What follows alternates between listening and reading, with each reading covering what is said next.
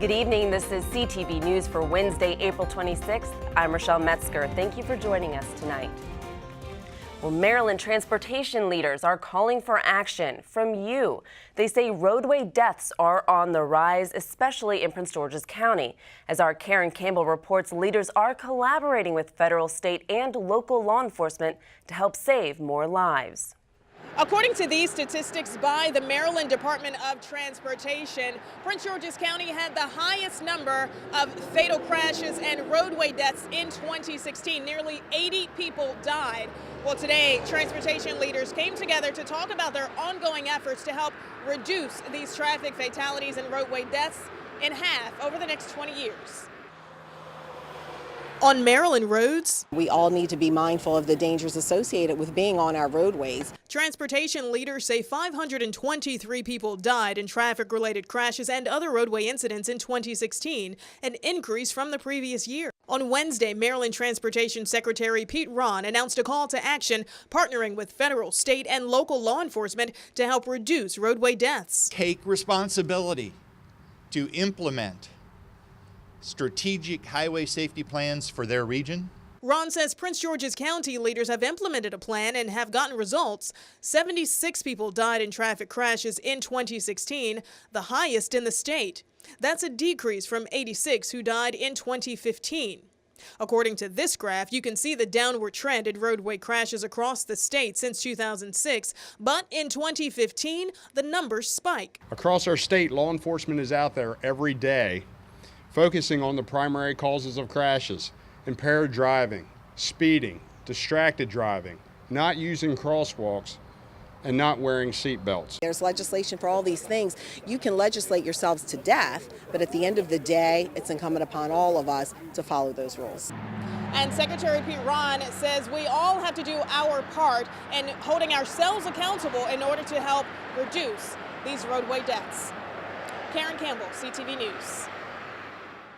All right, thanks, Karen. Staying on transportation, to tax or not to tax? That's the question before the Metropolitan Council of Governments as it considers a dedicated tax for Metro. A COG panel is expected to offer its final recommendations soon on how to pay for the system's construction and maintenance needs. Metro General Manager Paul Wiedefeld has asked for at least $500 million per year in dedicated funding. How they get there is uncertain. Well, the first thing that is clear is that there's a need for more resources to support Metro, and that Metro is really the backbone of the future development and current development of our region. So we need to come up with some funding.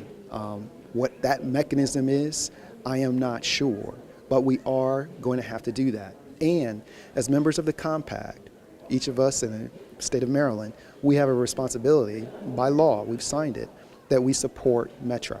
So as far as the exact mechanism, I am not certain about what the right way is, but what I do know is that it's an investment that we should make and that it's good for Prince George's County, good for the state of Maryland, and good for the region.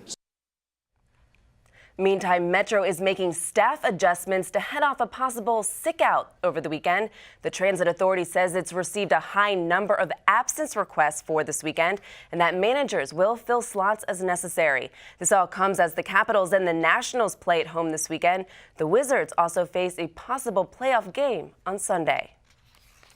Well, beginning next year, workers at companies with more than 15 employees will be able to accrue up to 5 days of paid sick leave annually. The Maryland General Assembly passed the landmark legislation earlier this month. It's expected to help nearly 700,000 workers. Senate President Mike Miller says the measure exempts agriculture and seasonal industries. Speaking to executives and community leaders this morning, he said he's a business owner himself and considers it a compassionate and reasonable bill. It's about compassion, it's about recognizing your workers are driving the economy, and you make the money, but at the same time you compensate your employees fairly and give them time to share leave, parental leave, spousal leave, what type of sick leave you need to make your family whole and you can continue to be an important part of the economy. President Miller was part of a panel of lawmakers that included Prince George's Senators Doug Peters and Jim Rosapep. They spoke at a legislative wrap-up breakfast in New Carrollton, sponsored by the county's Chamber of Commerce. Well, Maryland U.S. Attorney Rod Rosenstein receives a big promotion to the Trump administration. The Senate confirmed his nomination today. Rosenstein will serve as Deputy Attorney General, #2 in the Justice Department under AG Jeff Sessions. The 52-year-old is the nation's longest-serving U.S. attorney, and he's enjoyed support from both Democrats and Republicans. Maryland Senator Ben Cardin issued a statement following the confirmation, saying that he is pleased to have someone of Rosenstein's maturity and integrity at such a high level in the Department of Justice. Speaking of justice, public safety officials are honoring the heroic actions of their own today during a Valor Awards ceremony this afternoon in Greenbelt. Numerous sheriff's deputies, emergency responders, firefighters, and police officers received medals and acknowledgement for their feats. Back in 2015, there was a carjacked vehicle situation that occurred in Fort Washington, Maryland. I was one of the first officers to respond. I actually spotted the suspect vehicle leaving the scene. When I activated my lights, that's when he fled, and he picked up some speed, put the lookout over the air, had more officers come to my location, and we ended up going into D.C., where it ended up ending in a fatal shooting. We arrived to find a one-story wood-frame single-family house with fire showing from the rear. Fire progressed throughout the house, got into the attic. I was the driver of the ladder company that day. We were directed by command to open up the roof. As we were doing so, the roof gave way and one of my firemen fell through. Luckily, I was able to grab him and hold him until we got some extra resources up there to pull him out. A big thank you to all our first responders for the service that they provide. This is the county's 40th Public Safety Valor Awards ceremony.